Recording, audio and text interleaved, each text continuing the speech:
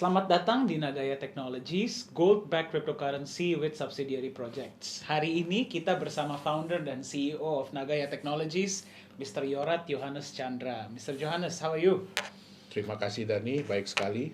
Oke, Mr. Johannes, kita mau tanya, Ya. apa sih sebenarnya yang melandaskan konsep Nagaya? Latar belakangnya apa sih?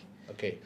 Jadi kalau kita lihat ya di tahun 2017 itu kan banyak sekali koin dan token-token yang bermunculan dengan klaim bahwa mereka akan menjadi the next Bitcoin. Right.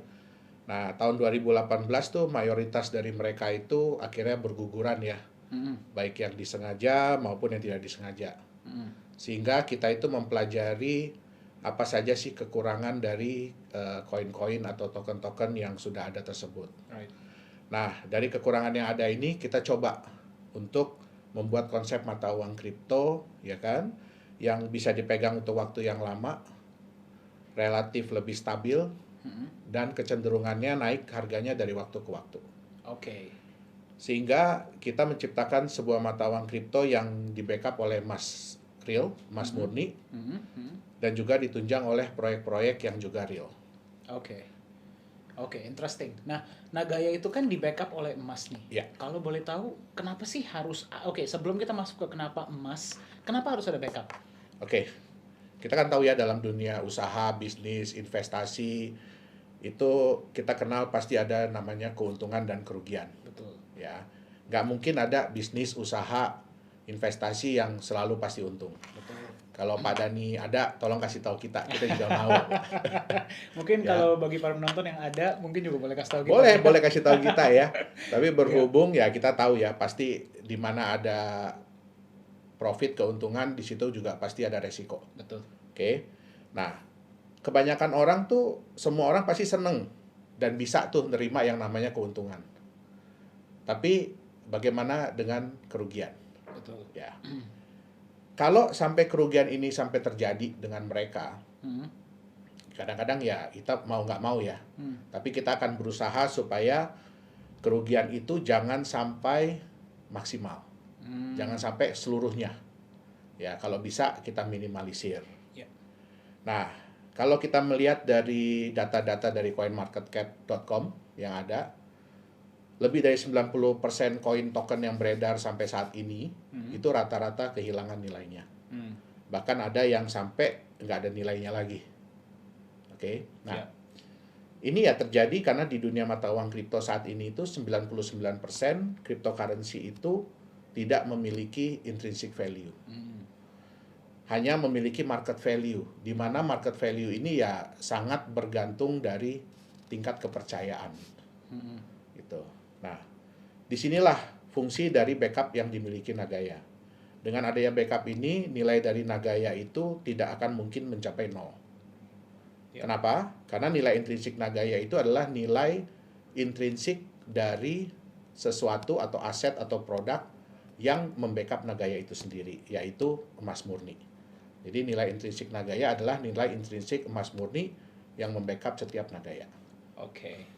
Oke, menarik. Tadi ada menyebut mengenai Pak Johannes, ada menyebut mengenai intrinsic dan market value ya. Nanti kita akan masuk ke sana lebih detailnya. Tapi sebelumnya saya penasaran. Ya. Kenapa yang dipilih emas, Pak Johannes? Jadi waktu kita menentukan apa sih yang sebaiknya membackup Nagaya ini ya, kita harus melihat dulu beberapa faktor. Jadi ada beberapa faktor yang kita nilai. Di antaranya itu adalah yang pertama, backup itu harus dikenal dan diakui oleh semua orang di seluruh dunia. Jadi intinya kalau kita nyebut backupnya apa, semua orang harus tahu. Oh, itu barangnya. Oh, itu produknya. Itu dia. Nah, yang kedua, harus terbukti telah digunakan selama puluhan, bahkan mungkin kalau bisa ratusan atau ribuan tahun sebagai alat yang pelindung nilai. Oke. Ya, jadi harus sudah terbukti. Oke, itu yang lebih baik. Semakin lama telah digunakan sebagai alat pelindung nilai, artinya dia sudah terbukti. Oke. Terus tingkat likuiditasnya harus tinggi dan global. Maksudnya apa? Dia mudah ditukarkan untuk aset lain. Contoh misalkan kalau dalam kehidupan kita sehari-hari kan kita pasti butuh uang fiat ya. Betul. Nggak mungkin kita bisa bilang bahwa oh kripto ini kita bisa pakai di seluruh dunia. Sampai saat ini belum ada cryptocurrency yang benar-benar diterima sebagai alat pembayaran di seluruh dunia. Bahkan Bitcoin sekalipun. Ya. Ya, jadi kita butuh yang tingkat likuiditasnya tinggi dan harus global. Jadi jangan cuma di Indonesia, cuma di Singapura, cuma di Korea, cuma di Amerika gitu. Nggak bisa, kita harus di global. Nah, backup ini pun harus bisa diklaim. Oke. Harus bisa diklaim dengan mudah dan dalam jumlah yang beragam. Gitu. Jadi, kalaupun ada backup tapi tidak bisa diklaim, ya itu juga sebenarnya percuma. Betul. Tuh, oke. Tapi yang lebih penting, backup ini bukan hanya klaim semata ya. Jadi bukan cuma kita bilang bahwa kita ini di backup gitu. Tapi cuma klaim aja. Tetapi backup ini pun harus bisa diverifikasi. Artinya harus transparan dalam soal jumlah, terus di mana backupnya berada, dan harus bisa dilakukan independent audit. Oke. Ya. Berarti transparansi itu sangat penting ya, Pak Johannes ya. Betul. Oke. Nah, berarti untuk Nagaya sendiri sebelum dijual Ya. kepada publik, Ya. berarti emasnya sudah ada dong? Oh, belum. Belum ada? Belum. Oke. Karena gini, konsep kita ini kita bukan jualan emas. Ya, kita bukan jualan emas. Tetapi kita menyediakan mata uang kripto yang di-backup oleh emas. Nah, dari dana hasil penjualan Nagaya, itu tidak semuanya kita gunakan untuk proyek atau bisnis kita. Oke. Sebagian besar, persentase yang terbesar itu kita gunakan untuk membeli, untuk cadangan ya. Backup. Nah, untuk backup. Ya. Nah, kita akan gunakan untuk membeli emas murni, dan emas ini akan kita simpan di sebuah tempat penyimpanan khusus emas, perak, platinum, titanium yang berada di negara Singapura. Oh, jadi emasnya disimpan di Singapura ya, Pak Betul. Johannes ya? Oke. Kenapa di Singapura, Pak Johannes, kalau boleh tahu? Ada Oke. alasan tertentu kah? Nah, Nagaya ini kan sebenarnya adalah proof of ownership ya. Jadi bukti kepemilikan dalam bentuk digital. Nah, bukti kepemilikan apa? Dia ini adalah bukti kepemilikan sejumlah emas yang ada di dalam tempat penyimpanan tadi, penyimpanan di Singapura tadi. Artinya setiap Nagaya itu secara nyata di-backup oleh sejumlah gram emas. Kalau nantinya ada yang membuktikan bahwa dia adalah pemilik sejumlah Nagaya, berarti dia berhak atas sejumlah emas di dalam tempat penyimpanan tersebut.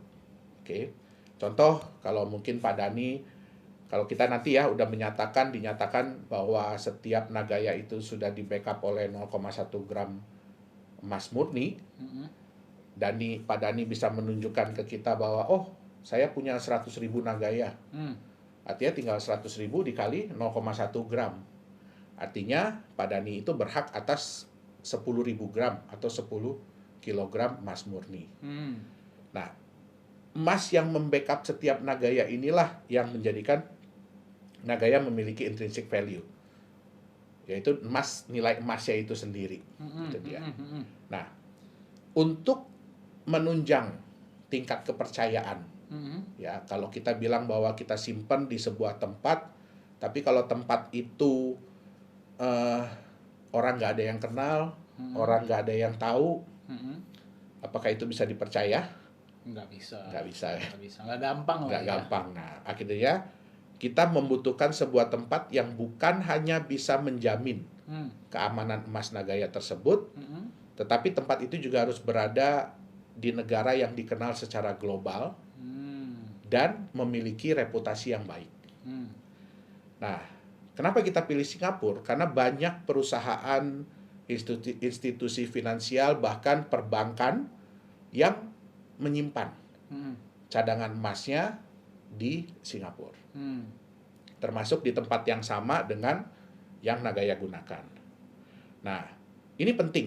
Ini penting karena Nagaya ini adalah mata uang kripto yang kita harapkan bisa diterima secara global di seluruh dunia. Artinya semua orang kita mau merasa aman, merasa nyaman, tahu bahwa emas Nagaya itu benar-benar disimpan di sebuah tempat yang bisa dipercaya. Hmm. Itu Oke. dia. Oke. Berarti kepercayaan itu sangat dijaga oleh Nagaya Betul. ya. Oke, itulah kenapa disimpannya di Singapura. Ya. Karena memang banyak orang yang sudah mengetahui seluruh dunia bahkan ya, Ya, bahwa tentang Singapura. itu adalah tempat yang sangat aman untuk Betul. menyimpan dan Kan banyak yang bilang bahwa Singapura itu adalah Swiss-nya Asia. betul. Ya. Swiss-nya Asia. Swiss-nya Asia. Oke, jadi itulah mengapa gold dari Nagaya disimpan di Singapura. Betul. Oke. Tapi kan nggak semua orang bisa datang ke Singapura Iya. untuk misalnya setiap berapa bulan sekali ngecek emasnya. Ya. Nah, itu gimana tuh, Pak Yohanes? Oke. Itu sebenarnya salah satu alasan kita memilih The Safe House Singapura sebagai tempat penyimpanan emas dari Nagaya. Di Singapura itu sebenarnya banyak tempat penyimpanan barang berharga. Tetapi kenapa kita pilih The Safe House? Karena The Safe House ini memiliki SOP, jadi prosedur operasi yang dapat menunjang prinsip transparansi yang mau kita jalankan di Nagaya. Nah, kalau kita ingin menyimpan emas di The Safe House ini, itu berbeda dengan di bank. Ya, kalau di bank, Pak Dhani pergi ke bank, mungkin Pak Dhani punya kotak penyimpanan di sana ya, punya safe deposit Ada. box. Begitu Pak Dhani datang, Pak Dhani bilang sama petugas banknya, oh saya mau simpan sesuatu, atau saya mau akses Ya. safe deposit box saya ini. Nah, biasanya kan setelah petugas banknya buka, dia akan keluar. Ya. Karena dia tidak boleh tahu sebenarnya apa yang Pak Dhani simpan, Betul. apa yang Pak Dhani masukin atau keluarin. Betul. Nah, ini sangat berbeda dengan The Safe House. Oke. Oke, di The Safe House, pada saat kita datang, kita mau menyimpan, ya, petugasnya akan ngambilin box kita. Oke. Oke, dia verifikasi dulu apakah benar kita punya akses ke box tersebut. Kemudian petugasnya akan datang, ya, bawa box kita. Nah, box kita ini biasanya disegel. Jadi ada nomor segelnya. Nah, mereka akan mengeluarkan dokumen bahwa benar pada saat kita mengakses box tersebut, nomor segel yang terpasang tuh nomor misalkan 123. Oke. Setelah kita nyatakan sama-sama bahwa nomor segel ini sama, akhirnya dipotong segelnya, dibuka sama kita kuncinya. Memang kunci pihak Nagaya yang megang. Oke. Nah, begitu sudah dibuka, baru dicek lagi sama-sama. Nih ya, emasnya sesuai dengan dokumen terakhir. Nah, setelah itu kita nambah emas. Ya kan? Pada saat kita nambah emas, sebelum kita memasukkan emasnya ke dalam kotak itu, pihak The Safe House akan mendata emas apa yang kita masukkan. Bersama dengan emas-emas yang lain yang ada di kotak tersebut. Sehingga daftar kita jadi bertambah dengan emas baru. Ya. Nah, setelah kita nyatakan bersama-sama dengan pihak The Safe House bahwa, oh ya benar, ini jumlahnya sudah sama, nomor serial number emasnya sudah sama, jumlah dalam gramnya sudah sama. Oke, saya dari pihak Nagaya atau kita punya manajemen yang lain, direksi-direksi yang lain, ya, kita harus tanda tangan surat tersebut bersama dengan 2 orang staf dari The Safe House. Wow. Ya. Oke. Dengan 2 orang staf dari The Safe House. Kemudian kita kunci, dipasang segel yang baru. Kalau segel ini kan dikeluarkan dari pihak The Safe House, bukan dari kita. Dan nomor serinya tidak mungkin sama. Nah, mungkin sekarang yang dipasang tadi kan 123 ya. Ya. Sekarang yang baru ini dipasang 456. Jadi di dokumen yang baru akan tertulis nomor segel yang dipasang yaitu 456. Oh, berarti nomor segelnya berubah setiap Berubah setiap saat. Wow. Ya, nah setelah itu kita tanda tangan dokumen tadi dan ada satu saksi, itu auxiliary police. Jadi polisi yang bertugas di The Safe House pada hari itu, dia akan menandatangani juga bahwa benar yang dipasang adalah segel nomor sekian itu. Oh. Nah, wow. Sehingga apa? Sehingga kita bisa nantinya memasang dokumen ini di website resmi kita. Oh, berarti setiap hal-hal yang berhubungan dengan emas dan yang berada di Safe House semua ada di website. Betul. Jadi semua orang bisa melihat foto emas yang kita punya, yang kita simpan, kapan disimpannya, dari dokumen tadi, di kotak nomor berapa, itu semua tersedia di website resmi Nagaya. Bahkan pada saat kita pembelian emas, itu kan kita belinya, kita nggak boleh beli di toko emas atau pusat gadai emas gitu. Kita nggak boleh beli di situ. Kita harus beli di distributor resmi emas. Harus di distributor Harus di resmi emas. distributor resmi emas. Yang kita pilih memang di Singapura. Jadi mereka pun kan diawasi oleh pemerintah Singapura. Jadi nggak mungkin kita bisa naikin harga, kita bisa nitip, tolong dong harganya tulis sekian gitu. Ya kan kita tahulah Singapura kayak apa. Ya, nggak sembarangan bisa. Nggak sembarangan, betul. Jadi mereka nggak bisa sembarangan memanipulasi data atau ngarang-ngarang nilai gitu. Betul. Oke, jadi betul. kita ingin semuanya transparan, semua orang bisa melihat emas yang dibeli, dan apakah benar emas itu sudah disimpan, kapan disimpannya, di kotak nomor berapa. Nah, semua itu tertera di websitenya Nagaya, website resmi dari Nagaya.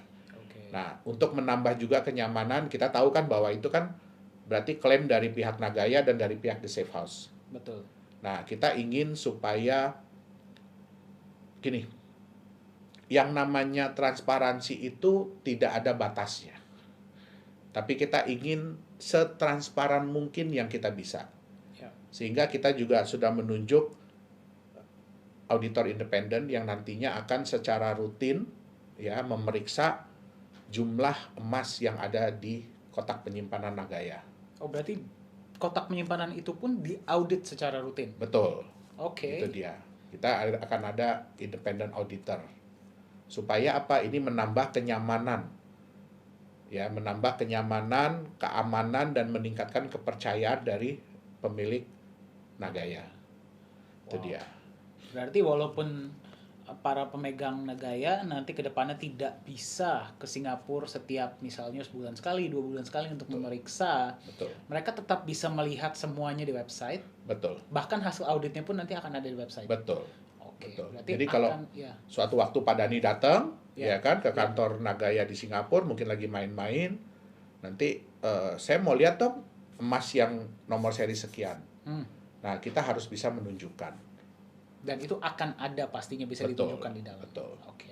Berarti transparansi itu sangat dijunjung tinggi oleh Nagaya ya Pak Johannes ya? Karena itu yang nomor satu. Itu alasan utama kita, dan itu sebenarnya hal yang hilang, yang belum ada dari mata uang kripto. Setuju. Itu dia. Setuju. Berarti ini akan memberikan kenyamanan ekstra juga bagi para pemegang Nagaya. Ya. Oke. Pak Johannes, pertanyaan saya yang selanjutnya seperti ini. Kita kan tadi mengatakan bahwa dari hasil penjualan koin atau cryptocurrency Nagaya itu sebagian akan digunakan untuk membeli emas. Betul. Berarti masih besar. ada sebagian besar. Ya. Berarti masih ada sebagian lagi. Nah, itu digunakan untuk apa tuh Pak Johannes? Presentasi terbesar kedua dari hasil penjualan Nagaya tadi adalah kita gunakan untuk menjalankan proyek-proyek real, jadi bisnis real ya yang akan dikerjakan oleh Nagaya. Nah, kita sudah menyiapkan sebenarnya ada 2 proyek. Yang pertama itu adalah fasilitas pengolahan, pemurnian mineral logam, yaitu emas dan tembaga. Itu berlokasi di Sulawesi Tengah. Sulawesi Tengah. Betul. Sebenarnya fasilitas ini sudah pernah berjalan berjalan selama 6 bulan di tahun 2015. Nah, tetapi karena ada permasalahan manajerial saat itu ya, sehingga terbengkalai. Nah, kita mengambil alih fasilitas ini tahun 2018.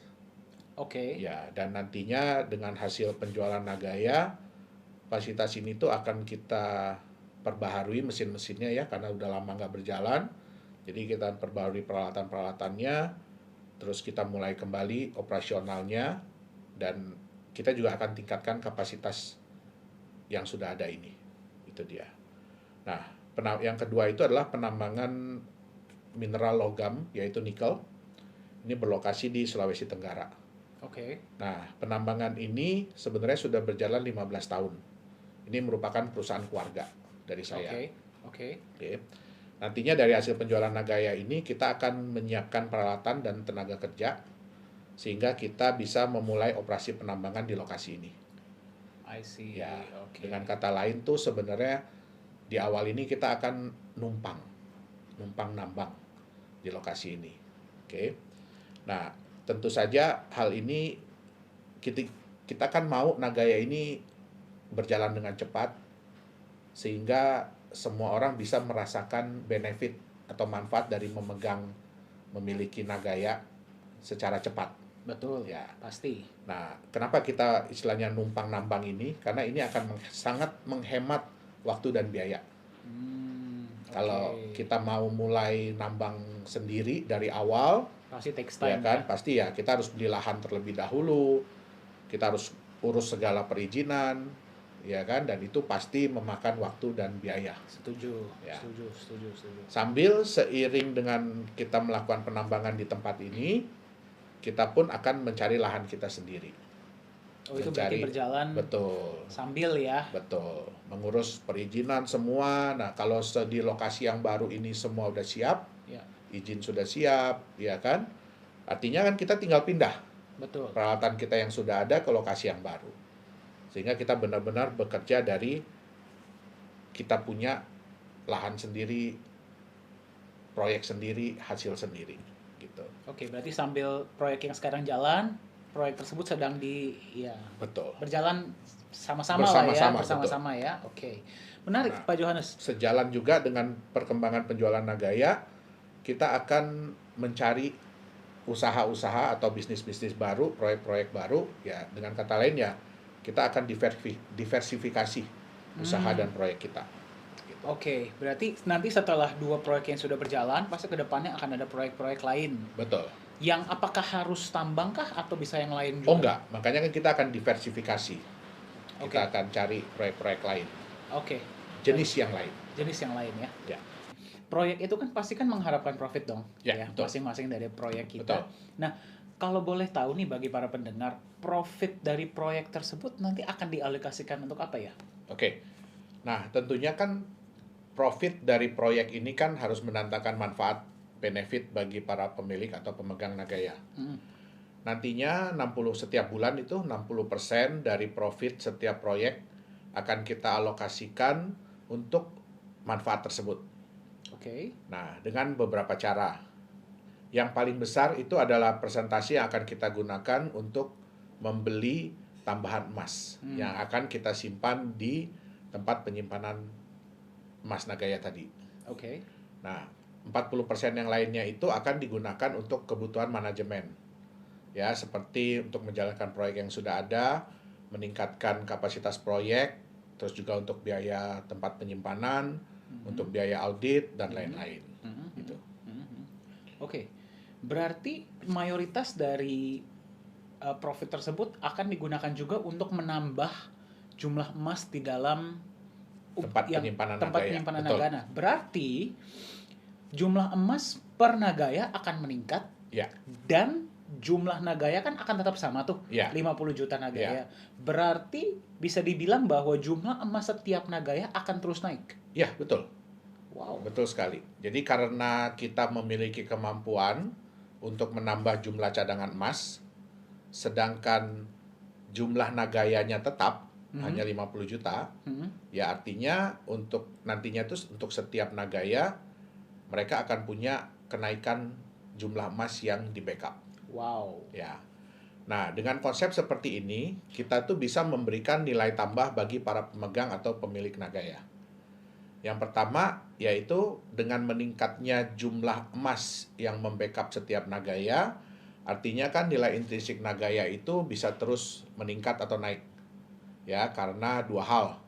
Yang pertama kan jumlah emas setiap Nagayanya bertambah.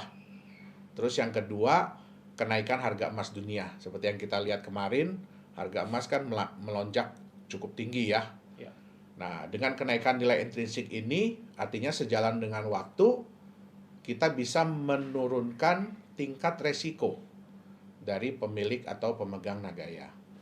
Nah, benefit yang kedua yang lebih menarik lagi adalah dengan penambahan emas tiap Nagaya ini, tentu saja membuat pemilik pemegang yang sudah ada kan lebih berat ya, lebih sayang untuk jual Nagayanya kan. Betul. Ya, karena mereka lihat kan Nagaya mereka, jumlah emas tiap Nagayanya terus bertambah.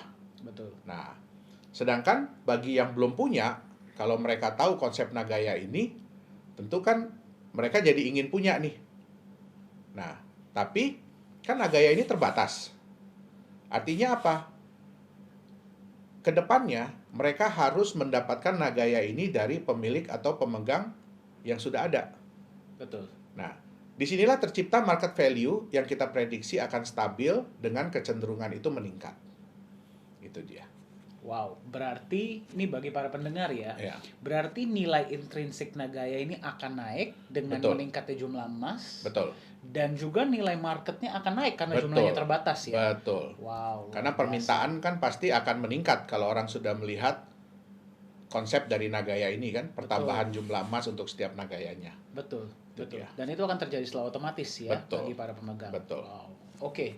Nah, kan sering kita dengar ya, Pak Ya. Johannes ya, bahwa dalam waktu 5 tahun Ya, Nagaya itu akan setelah terjual diprediksi betul. ya, setelah terjual habis, nilainya bisa mencapai 100 kali lipat atau $100, $100, betul. per Nagaya. Betul, per Nah, Nagaya. itu gimana caranya sih Pak Johannes? Bisa diilustrasikan nggak? Ya, oke. Jadi kan kita kembali lagi ya, sebenarnya untuk menciptakan nilai market, yang selalu meningkat, itu ada 3 hal yang harus dicapai oleh sebuah produk atau aset. Apa aja Yang tuh, Pak? pertama, produk itu harus terbatas jumlahnya, Hmm. limited edition. Ya, Kalau kita lihat kan semua produk yang limited edition itu kan biasanya harganya lumayan tinggi ya. betul. Nah, dan kecenderungannya itu selalu meningkat karena semakin barang itu semakin sulit didapat, berarti harganya pun akan semakin meningkat. Betul. Yang kedua, kita harus bisa meredam supply di market. Artinya apa? Kita harus membuat orang-orang yang sudah memiliki aset atau produk tersebut itu berat kalau mau menjual. Jadi biasanya menjual itu karena sudah terpaksa atau karena memang ada tawaran yang luar biasa bagus. Betul. Kalau nggak Nah. nggak bakal dilepas ya. Betul. Nah, yang ketiga, apa yang membuat orang yang belum punya itu ingin memiliki?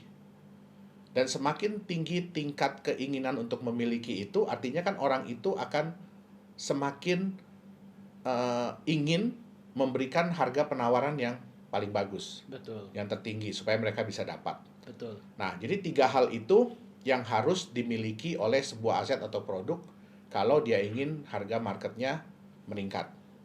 Nah, kalau boleh saya ilustrasikan ke Pak Dani ya tentang harga market Nagaya ke depannya ini. Nah, itu kita harus ilustrasi dengan sebuah kotak. Oke. Oke. Sebuah kotak nih ya. Ya. Ini contohnya dengan kotak ini, Oke. ya. Pakai kotak ini ya. Oke. Nah, kotak ini hanya ada 1000 unit di dunia. Hanya ada 1000 kotak nih di dunia. Berarti terbatas ya Terbatas. jumlahnya. Pak Dani ini kebetulan salah satu orang yang beruntung bisa membeli kotak ini seharga $100.000 Oke. dan ini kotak terakhir yang Pak Dani beli. Ini berarti kotak nomor 1000 ya. Nomor Pak 1000, Johannes? betul. Oke. Ya.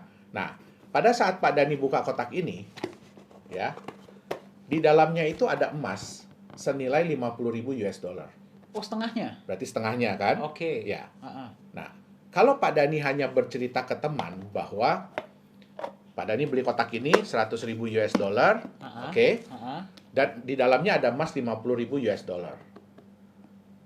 Pasti teman-teman Pak Dani akan bilang, wah, Pak Dani ini kena bohong, kena tipu. saya. Ya. Iya kan? Ah, ah, ah.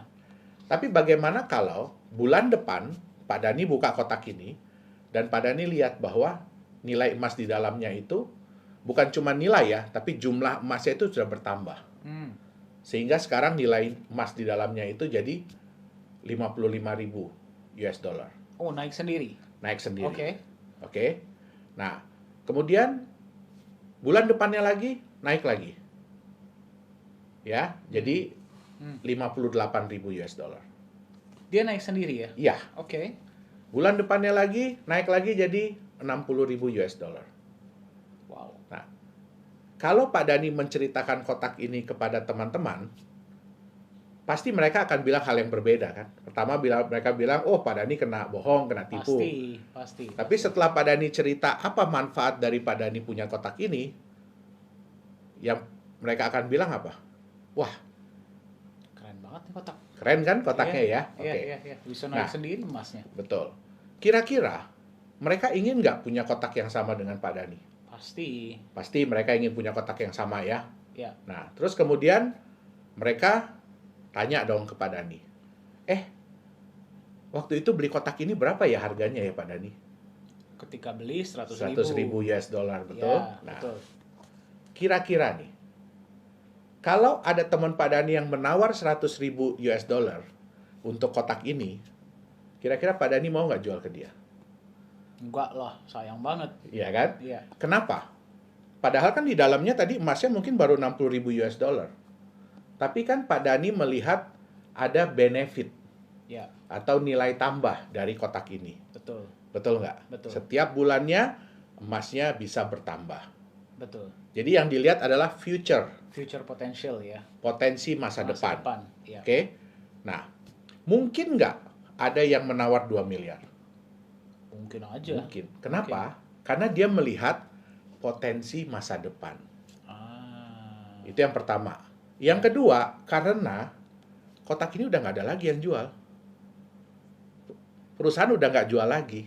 Ya. Ya. Jadi mau tidak mau dia harus berusaha untuk menawar kotak ini dari Pak Dani. Ya. Atau dari 999 orang lain yang punya memang kotak sudah ini. memiliki. Ya kan? Nah, mungkin nggak ada yang nawar 5 miliar? Mungkin aja. Mungkin. Mungkin. Nah, inilah yang disebut dengan market value. Market value itu berarti value yang diberikan oleh Oleh pasar. pasar. Oke. Jadi mereka mau menilai berapa. Bukan hanya berdasarkan intrinsic value yang ada, tetapi berdasarkan dari future. Oke, Iya, berdasarkan dari potensi masa depan. potensi masa depan, betul. Nah, itu dia yang harus dilihat. Oke? Nah, anggap Pak Dani misalkan sudah mau setuju ya, jual 5.000, mau jual 5 miliar. 5 miliar. Oke, sudah setuju mau jual 5 miliar. Terus Pak Dani yang biasanya emas di dalam ini nambahnya mungkin hanya 5.000 dolar per bulan. Ya, sebelum Pak Dani bilang iya kepada orang tersebut yang mau beli, pas Pak Dani buka, pas dilihat, kok sekarang nambahnya 10.000 dolar ya? Sehari ini ya? Sebulan. Sebulan. Oke. Nah, biasanya kalau perusahaan menjalankan bisnis, menjalankan proyek, semakin lama biasanya profitnya semakin naik atau semakin turun? Semakin naik. Semakin naik kan? Artinya kalau sekarang sudah bisa nambah 10.000 dolar per bulan nilai emasnya, kira-kira bulan depan bisa 10.000 lagi? Bisa aja. Bisa. Bisa aja lebih. Bisa aja lebih, betul. Nah, dengan begini, Pak Dani jadi kepikiran lagi kan? Lepas nggak ya 5 miliar tadi? Iya, mau lepas jadi mikir-mikir ya. Jadi mikir-mikir kan? Betul. Kenapa? Betul. Kenapa? Karena kembali ke potensi masa depannya. Betul. Dan yang kedua, kalau Pak Dani jual ini kepada orang itu dengan harga 5 miliar, kira-kira besok-besok bisa nggak Pak Dani dapat kotak yang sama dengan harga 5 miliar? Kotak yang sama dengan harga 5 miliar. Iya. Kan kotaknya udah dikasih ke orang. Nah, Iya, itu dia. Iya. Oke? Paham. Nah, kotak inilah Nagaya. Oh, berarti kotak ini merepresentasikan Nagaya. Merepresentasikan Nagaya. Nah, hebatnya lagi, kotak ini bisa dibelah-belah. Oke. Ya, kotak ini bisa dibelah-belah, ya kan? Jadi Pak Dani bisa jual mungkin hanya sepotong kecil kepada temannya, ya berarti dengan jumlah emas yang prorata. Nah, itu dia. Dan kotak ini dalam bentuk digital. Jadi Pak Dani nggak harus pegang kotak ini. Jadi kita nggak harus membawa kotak Nggak ini harus kemana-mana membawa ini ya? kemana-mana karena sudah dalam bentuk digital dan sudah di dalam bentuk blockchain sehingga relatif lebih aman, tidak bisa dipalsukan dan bisa dibagi menjadi bagian-bagian yang kecil. Itu dia. Oke, Nah, ini dari sinilah bagaimana dalam waktu 5 tahun bisa Ya. mencapai value $100 per Betul. Nagaya. Karena berdasarkan dari kenaikan emas tadi yang kita pasti akan usahakan untuk supaya tingkat kenaikannya selalu lebih tinggi setiap bulannya. Itu yang pertama. Oke. Nah, kemudian apakah emas ini nyata? Ya. Pak Dani bisa ambil emas yang ada di dalam sini. Dalam kotak ini ya? Dalam kotak itu Pak Dani bisa keluarkan dalam bentuk emas beneran. Tetapi kalau sudah dikeluarkan berarti kotaknya hilang. Kalau emasnya dikeluarkan, kotaknya hilang? Iya, betul. Oke. Nah, Itu dia. Itu ilustrasi bagaimana harga Nagaya bisa meningkat sampai kita harapkan ya, kita prediksi 100 US dollar dalam waktu 5 tahun setelah seluruh Nagaya terjual habis. Oke, Iya. oke, jelas. Oke. Terima kasih Pak Johannes. Ya. Saya dapat kotak. Oke. Nah, tadi berarti kan kita sudah berbicara mengenai bagaimana Nagaya value-nya itu bisa mencapai 100 dolar Iya, per Nagaya Ya. dalam waktu yang kita harapkan dalam waktu 5 tahun. iya, Itu dengan meningkatnya jumlah emas dan juga jumlah permintaan di market betul. karena jumlahnya terbatas. Ya. Nah, tadi kan kita berbicara nih Pak Johannes mengenai kotak dan di dalamnya itu ada emasnya. Iya, betul. Ya. Dan kalau di situ emasnya bisa diambil. Iya, Kalau di Nagaya, iya. emasnya bisa diambil nggak? Oke. Nah, karena emas yang kita simpan itu kan emas nyata. Ya. Emas murni ya, LBMA grade, jadi LME grade seperti kalau di Indonesia itu setara dengan emas antam. Oke. Bukan emas digital dan bukan sertifikat emas. Ya. Sehingga emas tersebut bisa diklaim oleh pemilik atau pemegang Nagaya. Jadi bisa diklaim Bisa ya? diklaim, betul. Nah, mereka pemilik atau pemegang Nagaya yang ingin mengambil emasnya, mereka dapat mengajukan pengembalian Nagaya, kemudian mengirimkan Nagaya yang dikembalikan itu ke alamat atau address yang kita sudah tentukan, yaitu burn address. Dan setelah selesai diverifikasi, ya kita akan memberitahukan bahwa emasnya siap untuk diambil.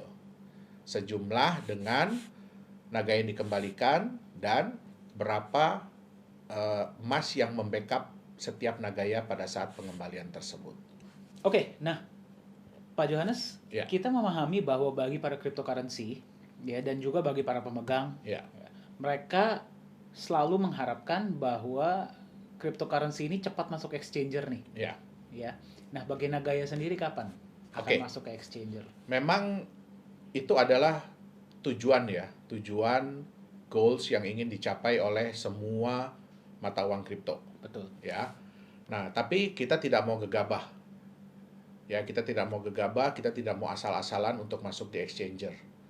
Karena masuk di exchanger ini belum tentu menguntungkan bagi pemilik atau pemegang cryptocurrency tersebut. Oke. Banyak mata uang kripto yang setelah masuk di exchanger malah kehilangan nilainya, bahkan sampai tidak ada nilai sama sekali lagi. Nah, masuk ke dalam exchanger ini harus melihat kapan momen atau saat yang tepat supaya jangan sampai merugikan pemilik atau pemegang aset.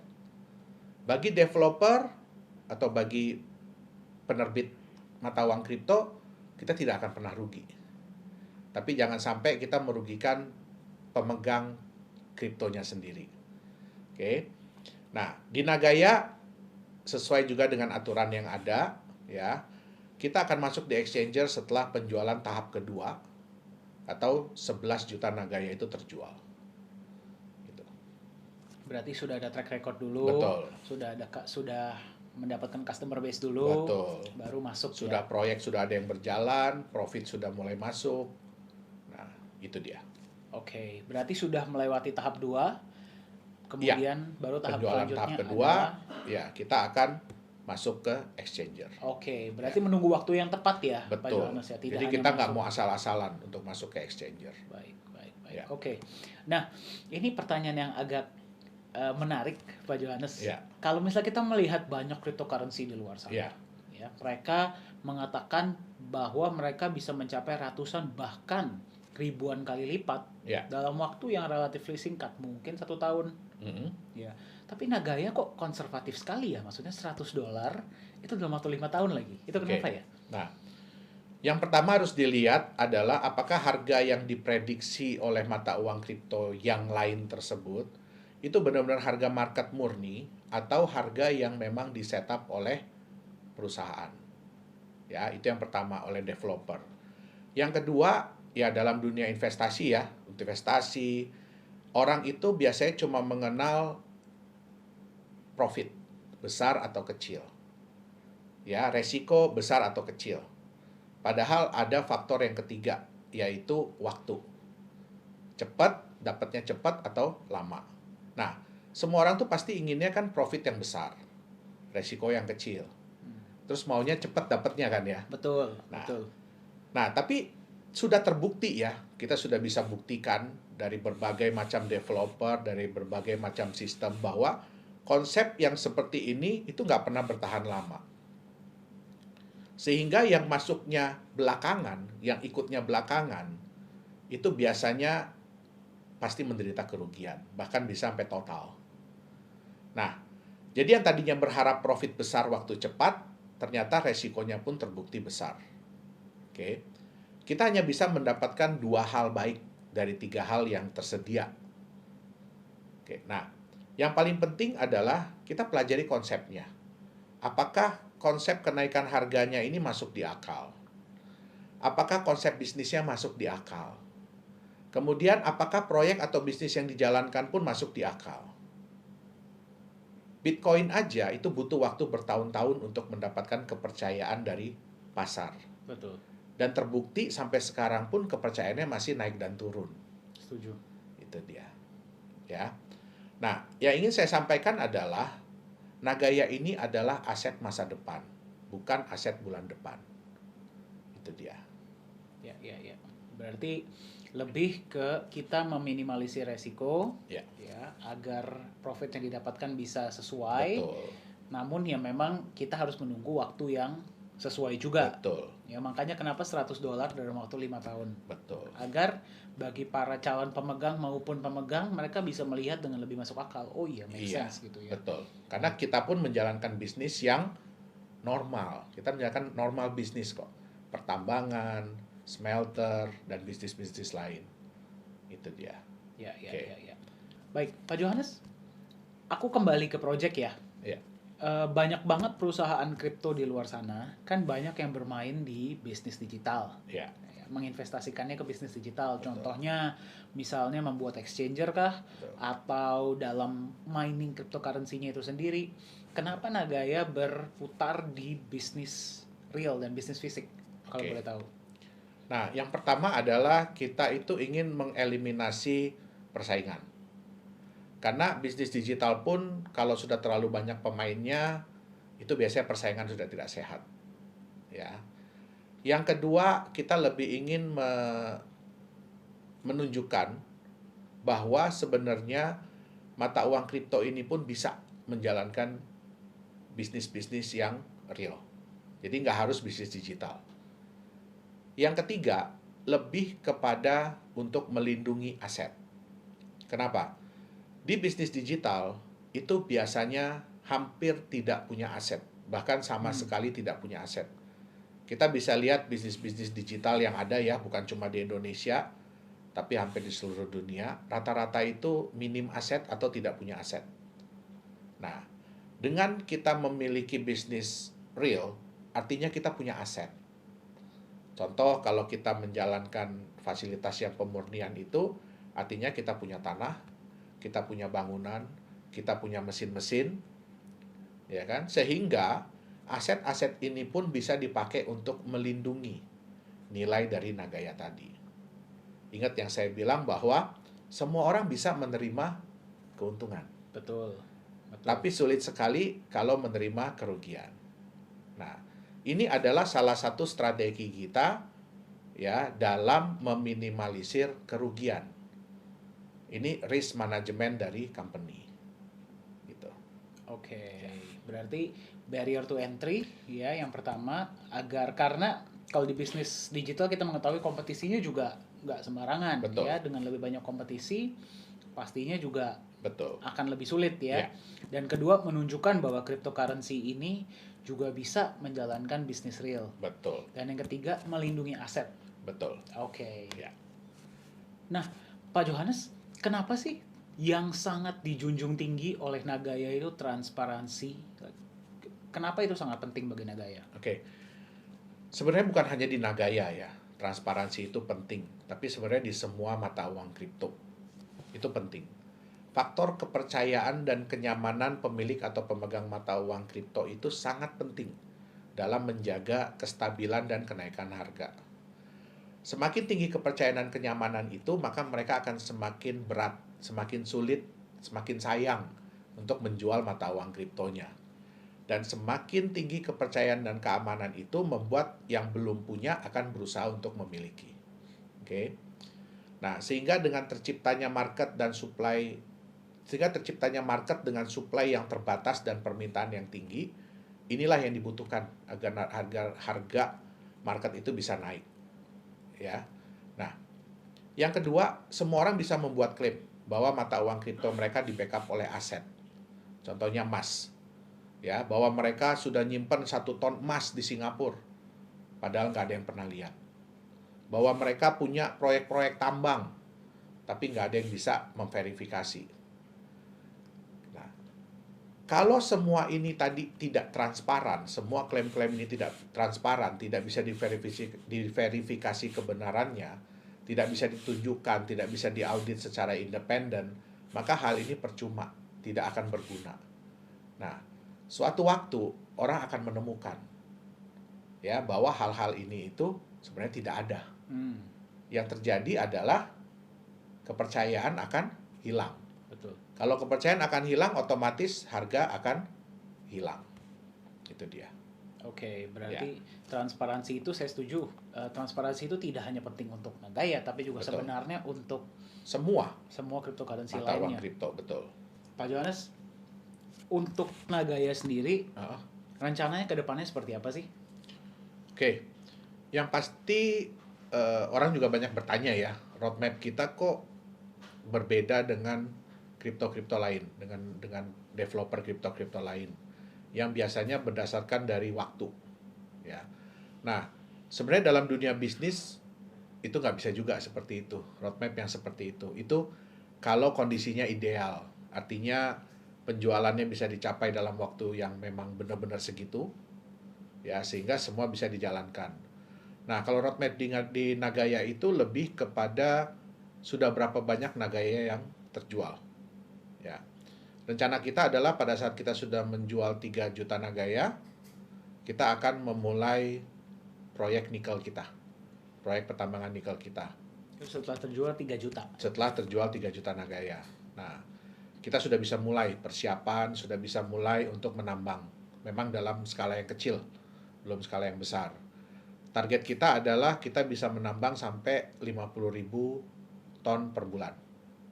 Nah, itu memang sejalan dengan waktu pasti kita akan tambah kapasitas. Tapi di 3 juta itu, 3 juta Nagaya terjual, kita sudah bisa mulai sebenarnya persiapan. Dan dari mulai persiapan itu sebenarnya kita harapkan dalam waktu 6 bulan kita sudah bisa melihat profit. Dalam waktu 6 bulan? Dalam waktu 6 bulan kita bisa melihat profit.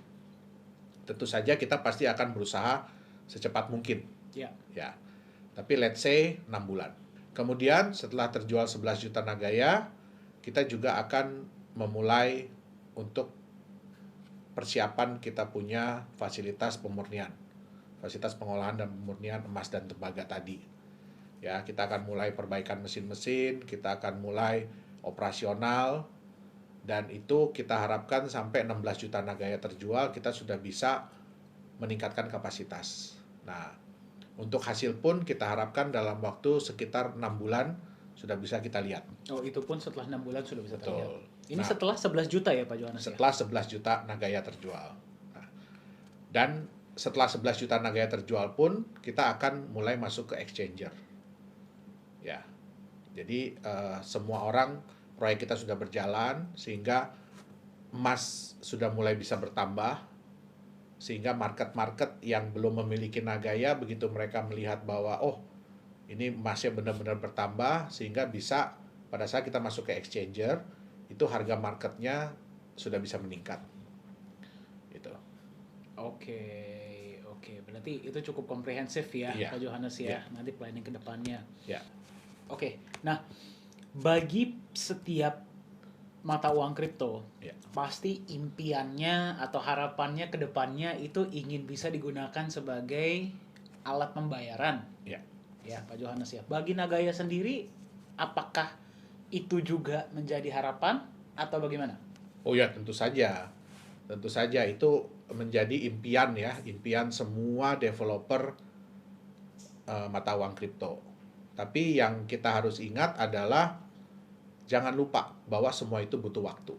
Jadi nggak bisa secepat itu. Banyak mata uang kripto lain yang bilang bahwa mereka sudah bisa dipakai sebagai alat pembayaran. Ternyata alat pembayaran internal. Artinya apa ya? Produk-produk mereka sendiri, jasa-jasa mereka sendiri, sehingga bisa dipakai di dalam lingkungan mereka sendiri. Sedangkan yang dimasuk sebagai alat pembayaran itu kan yang diharapkan adalah bersifat global ya. Betul. Maksudnya di luar daripada manajemen perusahaan tersebut. Ya, contoh kita bisa dipakai untuk pembayaran di toko, di mall, atau untuk pembayaran online. Nah, Vendor gitu betul. seperti apa? Itu sebenarnya impian semua mata uang kripto. Nah, kita itu juga ingin menciptakan konsep supaya mata uang Nagaya ini, ya mata uang kripto Nagaya ini lebih bisa diterima oleh para vendor, oleh para toko, oleh para penjual.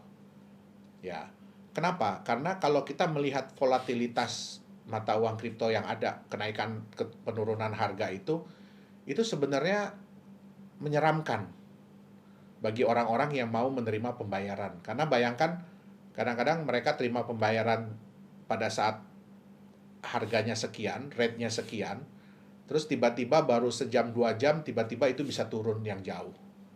Ya, tentu saja itu kan beresiko ya.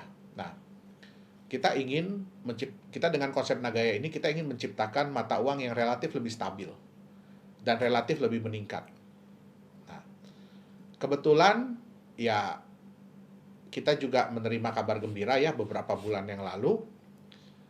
Kita sudah bekerja sama, jadi saya sudah tanda tangan kerjasama MOU dengan satu mall di Korea Selatan, itu di Ibu Kota Baru Korea Selatan, yang akan dibangun mulai tahun 2021 dan direncanakan 2023 sudah beroperasi. Wow. Ya. Nah, mall ini nantinya akan menggunakan mata uang kripto sebagai alat pembayaran. Dan kita berhasil dipilih. Jadi Nagaya ini berhasil dipilih, nantinya akan difungsikan sebagai alat pembayaran di seluruh mall tersebut. Wow. Ya. Nah, mall ini sebenarnya nanti ada 5 blok. Jadi yang pertama akan pakai kita adalah blok nomor 4. Ini lebih ke temanya adalah entertainment. Ya, jadi mall ini lebih temanya ke entertainment, dan nantinya Nagaya bisa dipakai untuk bertransaksi di sana. Ya. Nah, nantinya jadi ini adalah pilot project ya, project percontohan. Setelah berhasil itu akan dikembangkan ke 5 blok, 4 blok yang lain ya. Jadi total 5 blok. Nah, nanti seiring dengan waktu mungkin bisa diuji coba lagi ke mall-mall berikutnya. Gitu. Kenapa mereka memilih Nagaya? Karena setelah mereka survei, Nagaya ini yang bisa lebih memberikan rasa nyaman dan aman, terutama bagi yang menerima pembayaran. Betul. Kalau bagi yang bayar tuh nggak masalah, tapi bagaimana dengan yang menerima pembayaran? Itu dia. Karena volatilitas kripto tadi ya. Betul. Wow, berarti kita bisa melihat Nagaya digunakan sebagai alat pembayaran di mall di Korea ya, Korea Selatan, Johannes, ya, pada tahun 2023. Ya. Wow. Semoga itu menjadi benchmark bagi mall-mall dan vendor-vendor lainnya untuk bisa menerima Nagaya sebagai alat pembayaran. Iya. Wow. Jadi memang ya semua itu butuh waktu. Semua itu butuh waktu dan semua itu butuh kepercayaan. Nah, itulah nilai pentingnya ya, kenapa kita harus menerapkan transparansi. Itu dia. Setuju. Nah, tadi kan kita sudah berbicara cukup panjang ya Pak Johannes ya mengenai Nagaya. Bagi para pemilik atau calon pemilik Nagaya, ada kesan dan pesan nggak Pak Johannes? Oke. Jadi sebenarnya adalah kita di sini Nagaya itu ingin mengedukasi. Kita tuh ingin mengedukasi teman-teman semuanya ya. Terutama yang selama ini mungkin udah merasakan jatuh di dunia mata uang kripto.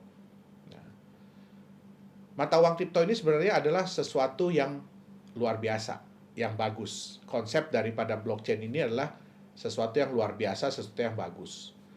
Tetapi karena banyak disalahgunakan. Itu dia. Nah, banyak juga teman-teman yang bertanya kepada saya, sekarang ini kan orang udah pada mulai apa ya namanya ya, udah pada mulai negatif, ya udah pada mulai negatif thinking terhadap cryptocurrency. Nah, kenapa kok Nagaya tetap mau hadir? Nah, disinilah fungsinya kita.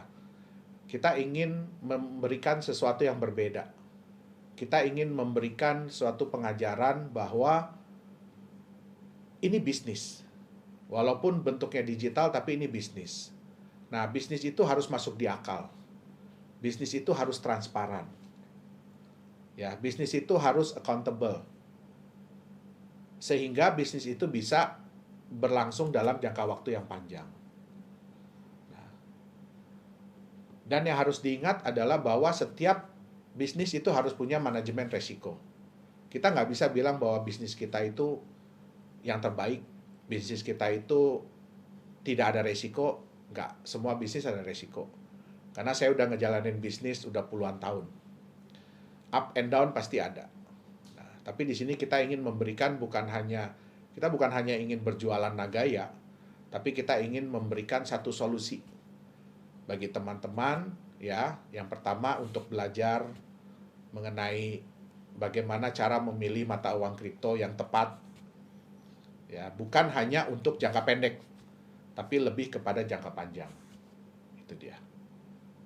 Oke, berarti lebih cerdas lah memilih investasi dan lebih hati-hati ya mungkin. Betul. Ya.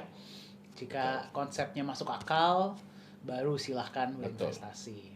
Oke, terima kasih banyak Pak Johannes, kita belajar banyak ya. Demikianlah bincang-bincang bersama CEO dan founder dari Nagaya Technologies, Mr. Yorat Yohanes Chandra. Semoga dapat memberikan wawasan lebih dalam mengenai Nagaya dan juga mengenai dunia cryptocurrency secara global. Jika ingin mendapatkan informasi lebih lanjut, silahkan kunjungi website kami di www.nagaya.co.